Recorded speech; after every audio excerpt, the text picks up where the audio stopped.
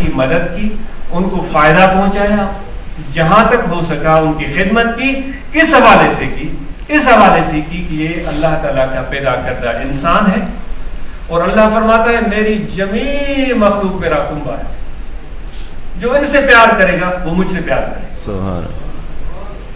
یہ اولیاء کاملین کا طریقہ ہے۔ امام ابو اعظم کا، ابو حنیفہ رحمۃ اللہ علیہ کا واقعہ آپ نے سنا ہوگا۔ ان کے پڑوس میں ایک شرابی رہتا تھا، روزانہ شراب پی کر ساری رات غلغبارہ کیا کرتا تھا۔ امام ابو حنیفہ شب بیدار قسم کے انسان تھے۔ ان کا یہ بات مشہور بات ہے کہ سال ہر سال عشاء کے وضو سے صبح کی نماز پڑھی ہے، اور وہ قیام اور سجود میں راتیں گزارتے تھے۔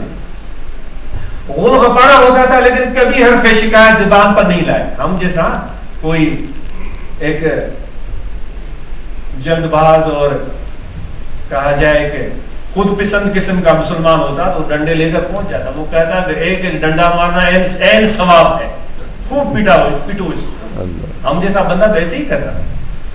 خدا کے لیے اپنے ماسلف کے حالات کو پڑھو، خدا کے لیے ان کے اعلیٰ اور اخلاق کے نمونوں کو سیکھو، خدا کے لیے ان کی پیروی کرو۔ ہم کن ظاہر بین لوگوں کے پیچھے چل پڑے ہیں کہ دین کو بھی رسوا کر رہے ہیں، انسانیت سے بھی اپنے آپ کو گرا رہے ہیں۔ تو ایک رات وہ غلغبارہ سننے میں نہیں آیا۔ اگر ہم ڈنڈے لے کر اس کی پٹائی اور ٹھکائی نہ لگاتے تو کم از کم غلغبارہ بند ہونے پر شکر کرتے کہ جان چھوٹی۔ لیکن سبحان اللہ، کیا امام ابو حنیفہ ہے، کیا امام اعظم ہے، کیا ان کی شان ہے۔ غلغبارہ نہیں آیا تو بے چین ہو گئے، غلغبارہ نہیں آیا تو بے چین ہو گئے۔ امام اعظم ہی اکیلے نہیں، میرے نبی بھی تو بے چین ہو گئے تھے جب راستوں میں کانٹوں کو نہیں پایا تھا، ہے یا نہیں؟ میرے پیارے آقا نے بھی بے چین ہو گئے تھے جب راستے میں انہوں نے کانٹوں کو موجود نہیں پایا، بے چین ہو گئے تھے، کیا ہوا؟ اور جب کانٹے ہوتے تھے کبھی شکایت نہیں کی۔ تو امام اعظم بے چین ہو گئے اور گئے، دروازہ کھٹکھٹایا، کیا ہوا ہمارے دوست کو؟ لفظ کیا ہے؟ ہمارے دوست کو کیا ہوا؟ لوگوں نے کہا کہ صحیح، اللہ کا شکر ہے آج داروغہ اس کو پکڑ کے گیا ہے، وہ ٹھکائی اس کی لگائی ہے تو اس کو نانی یاد آ گئی ہوگی۔ آپ نے فرمایا اچھا، ہمیں پتہ نہیں چلا، ہمارے پڑوسی کو داروغہ لے گیا ہے۔ اسی رات عبادت کو چھوڑ کر، شب بیداری کو چھوڑ کر، نوافل کو چھوڑ کر، رکوع سجود کو چھوڑ کر تھانے جاتے ہیں، کوٹوال کے پاس جاتے ہیں، السلام علیکم، وعلیکم السلام۔ کوٹوال حیران کہ یہ امام، وقت کا امام، مسلمانوں کا امام میرے پاس چل کر آیا ہے۔ وہ حکم کہنے لگا حضور مجھے حکم کرتے میں حاضر ہو جاتا۔ آپ نے فرمایا نہیں، بہت ضروری کام ہے۔ کیا کام ہے؟ آپ نے فرمایا آپ نے ہمارے دوست کو کیوں تکلیف دی ہے؟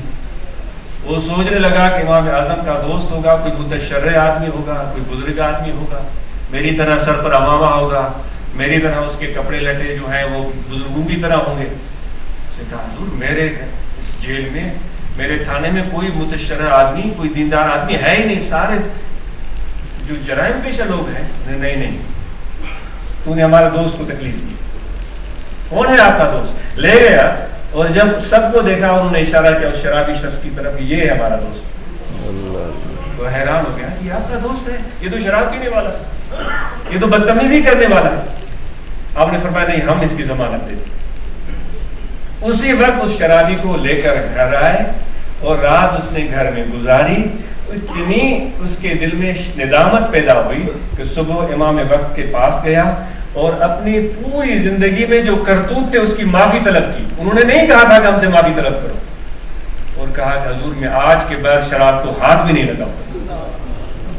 تو آپ کو یہ ہے ان لوگوں کا کام جن کے روح کو طاقت مل گئی تھی، جن کے روح کو صلاحیت حاصل ہو گئی تھی، جنہوں نے اپنے روح کو مشقوں سے، محنت سے، اللہ کے ذکر سے بہتر کیا تھا۔ اس وجہ سے ان کا عقل بھی صحیح کام کرتا تھا، ان کی آنکھیں بھی صحیح کام کرتی تھی اور ان کے کان بھی صحیح کام کرتے۔ اللہ کے ذکر کی آپ کو دعوت ہے کہ یہاں دل ہے، اس دل میں ذکر اسم ذات کا خیال رکھیں۔ کھڑے بیٹھے لیٹے سوئے جاگے، وضو ہو یا نہ ہو، سانس آتا جاتا رہے، یہ توجہ رہے کہ دل پکار رہا ہے اللہ اللہ اللہ اللہ اللہ اللہ۔ آپ کو دعوت ہے، اس ذکر سے اس روح کی اصلاح ہوگی، اس کو تقویت ملے گی۔ اور دوسری بات جو مفتی صاحب آپ کے سامنے فرما رہے تھے کہ اولیاء اللہ کے ساتھ بیٹھنا، ان کی ہم نشینی اختیار کرنا، ان کی صحبت میں رہنا، یہ بھی بہترین ذریعہ ہے، کیونکہ میرے آقا و مولا صلی اللہ علیہ وسلم صحابہ کو اس طریقے سے نوازا تھا۔ تو امید ہے کہ چونکہ وقت کافی ہو گیا ہے تو میں طویل ہو گیا ہوں، 15 منٹ سے بھی زیادہ مجھے نہیں بولنا تھا، تو امید ہے کہ آپ جو مقصد کی بات ہے آپ سمجھ چکے ہوں گے، اور اب آپ آج کے بعد اپنے روح کی درستگی اور اس کی تربیت کی طرف توجہ دیں گے، اور اس کے لیے میں نے آپ کو تجویز کیا ہے اللہ کا ذکر، اس کے لیے اس عاجز نے آپ کو تجویز کیا ہے مخلوق خدا کے ساتھ بہترین رویہ، اس کے لیے میں نے اپنے لیے اور آپ کے لیے تجویز کیا ہے اللہ تبارک و تعالیٰ کی رضا جوئی اور پہچان، اور وہ رضا جوئی اور پہچان اللہ تعالیٰ کی انسان کو اپنے ذات میں سوچنے سے، غور کرنے سے، اپنے اندر جھانکنے سے، اپنے قلب میں، اپنے روح میں، اپنے نفس میں جھانکنے سے اس کو اللہ تعالیٰ کا عرفان ملتا ہے، اس کے لیے مراقبہ ہوتا ہے۔ اس لیے ہم اپنے دل کے اندر توجہ سے بیٹھتے ہیں اور اس پر غور کرتے ہیں، یہ رسمی مراقبہ نہیں، واقعتاً جس طرح مراقبہ ہو تو انشاءاللہ اس سے آپ کے دل کی آنکھیں کھلیں۔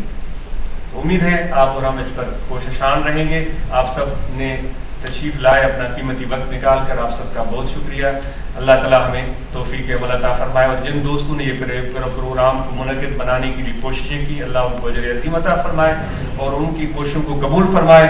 جو یہاں اسلام آباد میں ہمارے جماعت اسلامی المسلمین کے اراکین و ممبران کوشان ہیں، وہ اس میدان میں آگے بڑھیں، نہ صرف اپنے روح اور اپنے قلب کی درستگی کے لیے ذکر کریں، صحبت کریں اور مراقبات کریں، بلکہ اپنے دوستوں کے اندر بھی یہ تحریک عام کریں، تاکہ اور لوگ بھی اپنے روح اور قلب کی بہتری اور اس کے اطمینان اور اس کی سکون، اس کی تسلی کے لیے کچھ کام کرنا شروع کر سکیں۔ میں نے بایزید بسطامی کی صورت آپ کے سامنے بیان کی، اور بایزید بسطامی کا ایک اور واقعہ، اپنے وجود، اپنے اندر میں اتنے گم رہتے تھے، اپنے قلب اور اپنے نفس کے اندر گہرا غور و فکر اور جھانکنے میں اتنے گم رہتے تھے کہ وہ کہتے ہیں کہ ایک شخص نے آپ سے ملنے کا ارادہ کیا، وہ سفر کر کے بستام پہنچا، اور وہ لوگوں کے ہجوم سے بھاگتے تھے، لوگوں کے ہجوم سے بھاگتے تھے، وہ گوشہ نشین رہنا پسند کرتے تھے، یہاں تک لکھا گیا ہے کہ یہ بھی میں نے واقعہ پہلے سنا ہوا،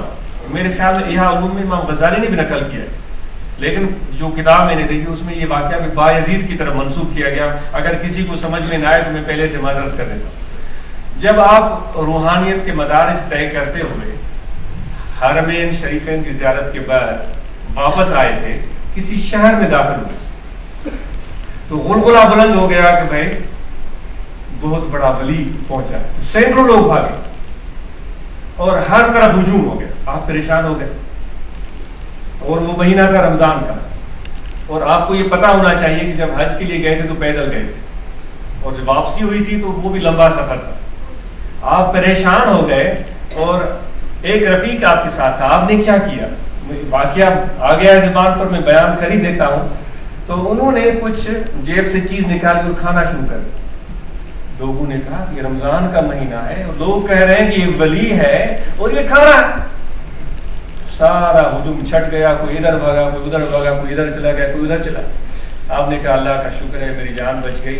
ان لوگوں کو اتنا بھی پتہ نہیں ہے کہ سفر میں روزہ رکھنا لازم نہیں ہے، اللہ تعالیٰ نے اجازت دی ہے کہ حالت سفر میں تم روزہ چھوڑ دو تو چھوڑ سکتے، یہ ہے ان کا عقیدہ۔ ایسے لوگوں سے اللہ نے مجھے دور ہی کیا، ان کو مجھ سے دور کیا، میں بہت خوش ہوں۔ یعنی کہ وہ اپنی اصلاح اور اپنے اندر اپنے ذکر اذکار میں رہنے کو زیادہ ترجیح دیتے۔ تو ایک شخص ان سے ملاقات کے لیے آیا تو اس نے پوچھا بایزید کہاں ہے؟ تو لوگوں نے بتا دیا فلاں ہے ان کا دروازہ کھٹکھٹایا، کوئی شخص باہر آیا، سلام کیا اس نے، اور اس نے کہا کہ بایزید سے ملنا ہے۔ اس نے کیا کہا کہ بایزید سے ملنا ہے۔ آپ نے فرمایا کون بایزید؟ کون بایزید؟ ہم نہیں جانتے۔ اس نے وہ بڑا حیران ہوا، اس نے کہا شاید میں غلط جگہ پر آ گیا، واپس چلا گیا۔ پھر 10 اور لوگوں سے پوچھا، سب نے اسی دروازے کی طرف اشارہ کیا۔ اس نے پھر دروازہ کھٹکھٹایا، کیونکہ وہ ایک کیفیت میں تھے۔ میں پہلے عرض کر رہا تھا اپنے روح کے اندر جھانکنا، اس کی درستگی کا سامان مہیا کرنا، یہ بہت بڑا ایک عظیم کام ہے۔ پھر دوبارہ پھر نکلے، پھر وہی شخص آیا، کیا بایزید سے ملنا ہے؟ آپ نہیں ہیں بایزید؟ انہوں نے کیا جواب دیا؟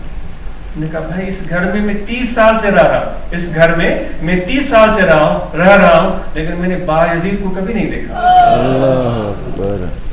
اس قدر محویت اللہ کے ذکر میں اور اپنے اندر روح کے اندر غور و فکر میں اس قدر محویت تھی کہ وہ اپنے نام کو بھی بھول گئے. میں یہ نہیں کہتا کہ یہ دائمی ان کی کیفیت تھی, ایک موقع پر ان کی یہ کیفیت تھی. آپ نے نہیں دیکھا ہوگا, وہ کہتے ہیں کہ کسی بھوکے آدمی سے پوچھا گیا تھا 2 اور 2 کتنے, تو اس نے کہا تھا 4 روٹیاں, کیونکہ اس کو بھوک لگی ہوئی تھی. کسی بیوپاری سے پوچھو تو 2 اور 2 کتنے, وہ ممکن ہے کہے کسی 400 روپے, 4 لاکھ روپے, 4 کروڑ روپے, کیونکہ اس کو پیسوں سے محبت ہوتی. لیکن جو خدا سے محبت کرتے ہیں وہ بھی اپنے حال میں اس طرح گم ہوتے ہیں. تو آپ کو دعوت ہے, آپ بھی اس طرح غور کیجیے گا. اللہ تعالیٰ ہم سب کی حاضری کو. زیادہ ٹائم لینے کا کی معذرت, لیٹ ہو گئے تھوڑے, اس کی معذرت. کچھ راستے میں ایک آدھ دوستوں کے پاس جانا تھا, مجھے بڑا افسوس ہوا کہ میں یہاں لیٹ ہو گیا. آپ مجھے معاف کیجیے گا. بہت شکریہ. الحمدللہ.